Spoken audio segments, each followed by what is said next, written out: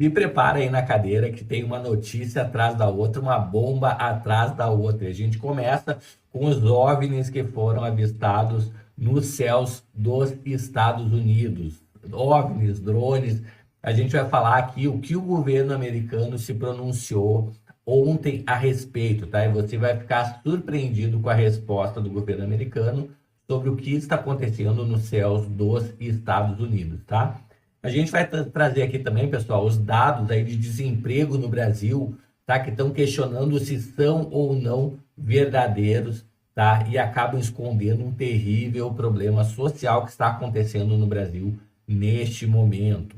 Outra notícia que eu vou trazer aqui para vocês é do Nicolás Maduro, pessoal, que ele sequestra lá um argentino na Venezuela e o Milei vai para cima, o presidente da Argentina, tá? E se pronuncia. Vou trazer esse vídeo aqui para vocês ficarem por dentro do que está acontecendo. Outra notícia aqui, comentarista da Globo, né, desmente Miriam Leitão e Daniela Lima ao vivo, pessoal, na TV, passando uma brutal vergonha aí, falando que a culpa da alta do dólar é do Lula. Exatamente isso, um comentarista da Globo desmente tanto a Miriam Leitão quanto a Daniela Lima, né, falando que a culpa da alta do dólar ter chegado ontem a 6,20 é do Lula. Outra notícia aqui, ontem a Câmara aprovou a toque de caixa, tá? O primeiro projeto aí do pacote de corte de gastos do governo e deu um alívio para o mercado no final do dia, tá? Além disso, Flávio Bolsonaro, pessoal, é um dos cotados aí como um plano de contingência para ser o presidente do Brasil, caso o Bolsonaro continue inelegível em 2026. E além disso, o Milei aí fazendo um excelente trabalho na Argentina aí, né, trazendo um PIB recorde aí dos últimos anos de 3,9%, tá? Incríveis, né? 3,9% num país que foi totalmente destruído pela esquerda. Tudo isso e muito mais nesse vídeo. Então, se você é patriota, se você é de direita, é conservador, é liberal, se inscreve no canal, habilita o sininho de notificações. E sem mais delongas aqui, pessoal, já vamos aqui para o primeiro vídeo aqui falando dos OVNIs nos Estados Unidos. O que está acontecendo lá, pessoal, que todo mundo está enxergando. Vamos ver aqui o que o governo falou aqui nessa reportagem do Jornal da Band. Vamos ouvir aqui. Sabe essa polêmica dos drones misteriosos que apareceram nos Estados Unidos? O governo americano tentou encerrar o assunto, deu uma explicação, mas não convenceu muita gente. A explicação curta e grossa veio depois de semanas de mistérios e teorias de todo tipo nas redes sociais. Desde invasão alienígena a ameaça de países inimigos, o Irã entre eles. Mas, segundo a Casa Branca, o avistamento de drones misteriosos na costa leste dos Estados Unidos não tem mistério nenhum. São, na verdade, helicópteros e drones de forças de segurança, ou até mesmo estrelas. O relatório do governo americano tenta tranquilizar a população, reafirmando que não existe risco à segurança nacional, mas a demora no esclarecimento e o teor dele não convenceram muitos moradores. Esse homem, que viu um desses objetos voadores, disse que ele não emitia som e, ao registrar o equipamento, o achou grande demais para ser um drone. Já esse especialista em voos não tripulados lembra que a presença de drones pode iludir o olhar humano se os sobrevoos ocorrerem durante a noite por causa do ângulo em que o objeto é avistado no céu. Atualmente, a regulamentação de drones é feita pelo governo federal, mas a Casa Branca pressiona o Congresso a aprovar uma lei que dê maior poder de fiscalização às autoridades estaduais e municipais. Aí, pessoal, então a resposta do governo americano aí, né, não agradou muito as pessoas, né? Mas tudo bem, né? Vamos ver o que acontece aí com a cena dos próximos capítulos, né?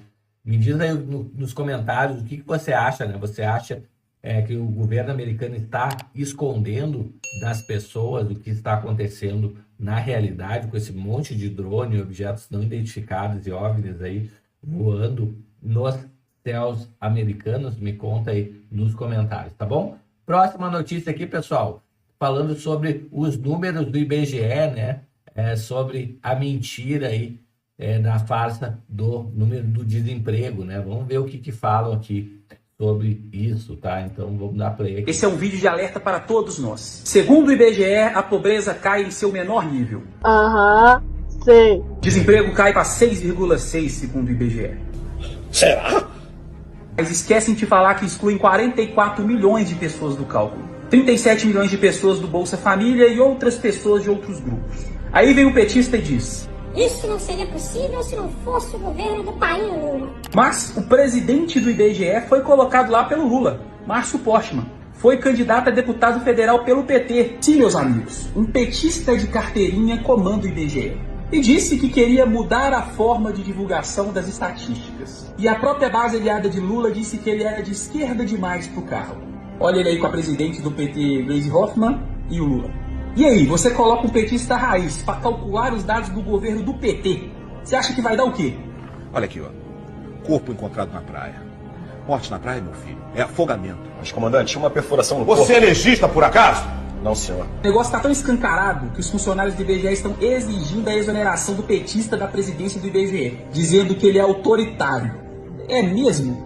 Uma coisa que a direita precisa entender é que o governo do PT vive de dados falsos e usa a imprensa comprada para divulgá-los, criando uma falsa sensação de sucesso, enganando os mais pobres e os desavisados. O que tem que ser feito imediatamente é uma CPI no IBGE, para que a gente seque esse duto minimamente duvidoso, para que a forma como esses dados são manipulados sejam de conhecimento público e coloque esse petista em descrédito. Senão, meu querido, a Globo vai divulgar que somos a Suíça brasileira, segundo o IBGE, enquanto o povo morre na fila da UPA. Marque aqui seu deputado federal, seu senador, compartilhe esse vídeo, me siga nas redes sociais e vamos mostrar a verdade para o Brasil. Tá aí, pessoal. Então, relato aí falando de como é feita a contagem aí no IBGE, né? E depois passado do IBGE pela Globo aí, dizendo que tá tudo bem, tá tudo às mil maravilhas. E não é bem assim, né, pessoal? Dados aí mascarados que vão enganando as pessoas e as pessoas achando que tá tudo bem. E a gente sabe que na realidade não é bem assim, né? Quanto ao desemprego, contra a inflação, entre outros aí, né? Vamos ver a próxima notícia aqui, pessoal.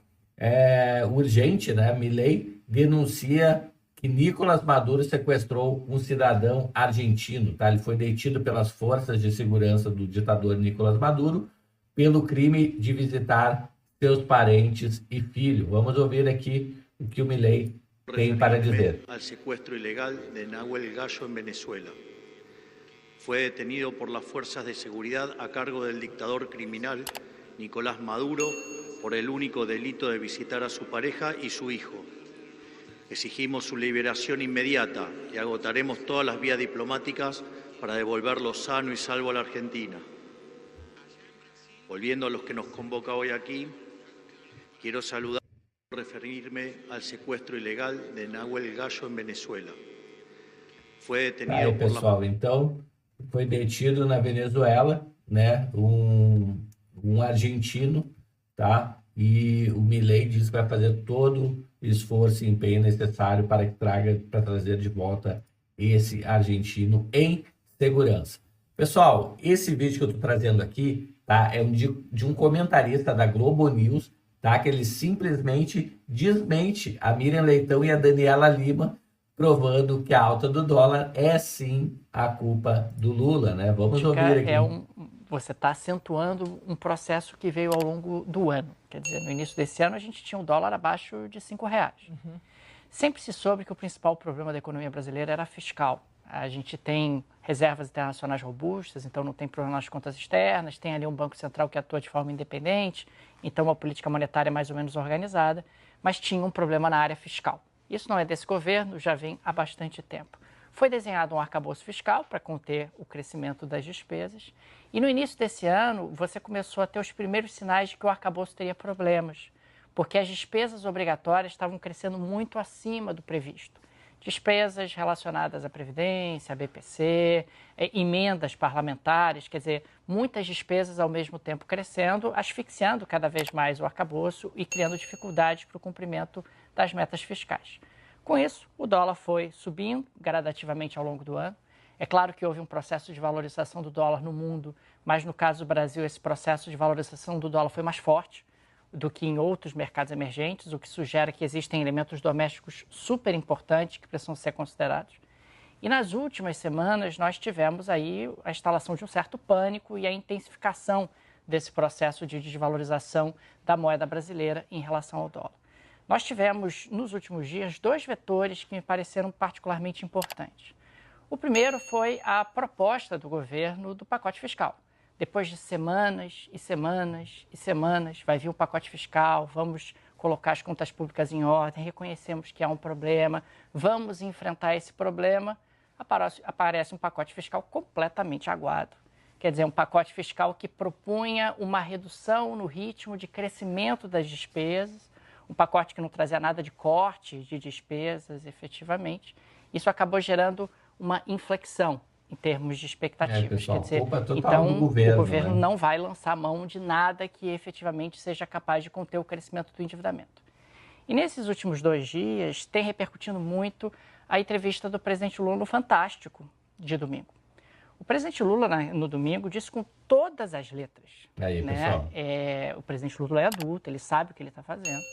Ele disse que não há problema fiscal no Brasil.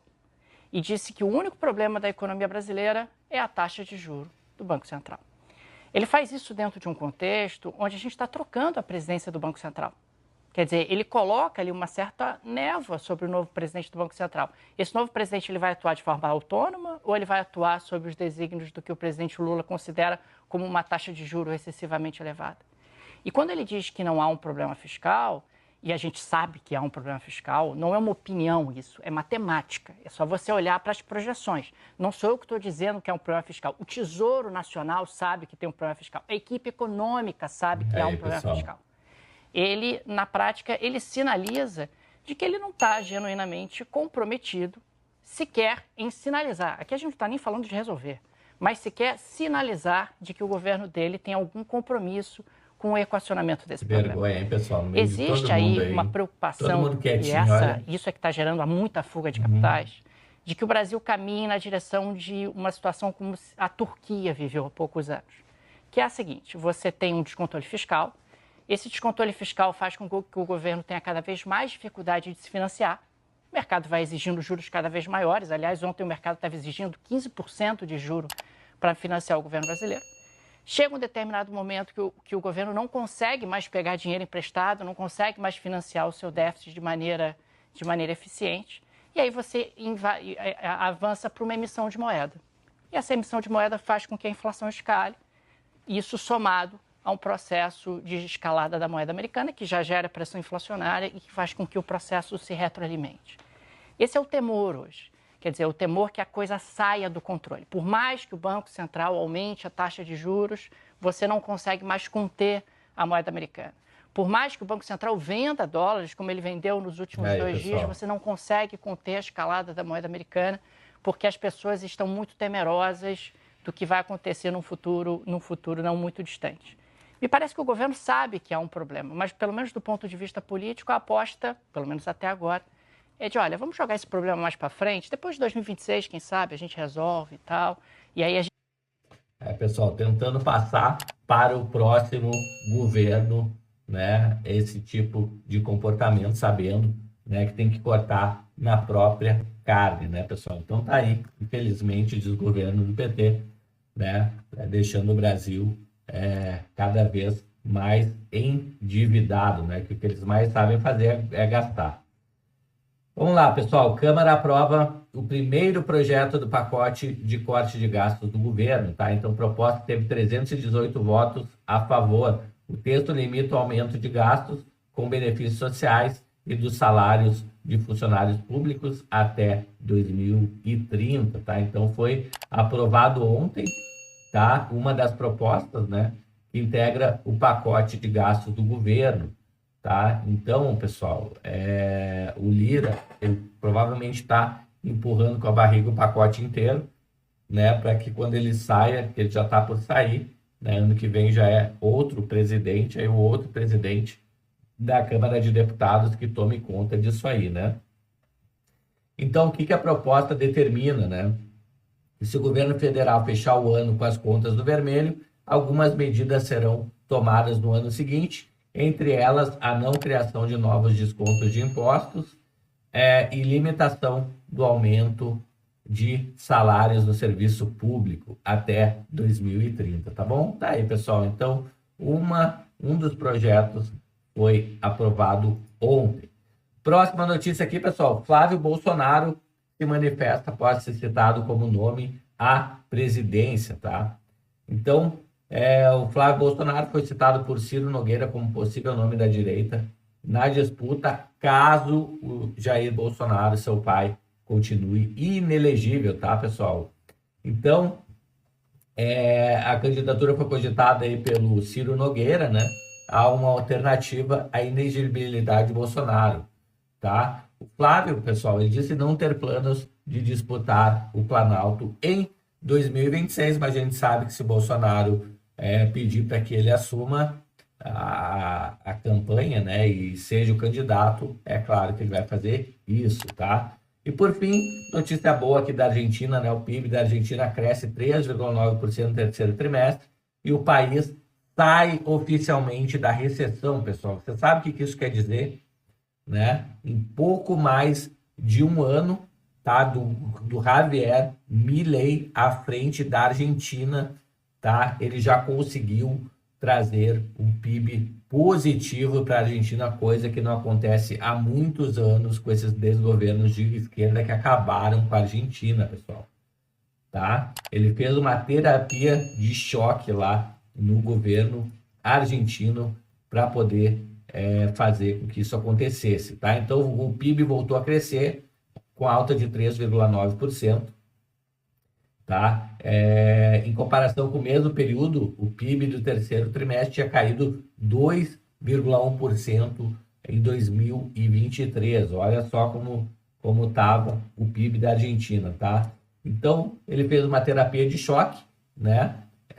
A inflação da Argentina caiu de 3 dígitos, ou seja, de mais de 100%, tá? Para cerca de 2% ao mês, pessoal. Tá? Em seguidinha, já vai estar batendo o Brasil, com certeza em nível de investimento e em inflação, tá? O que faz uma boa gestão das contas públicas, tá?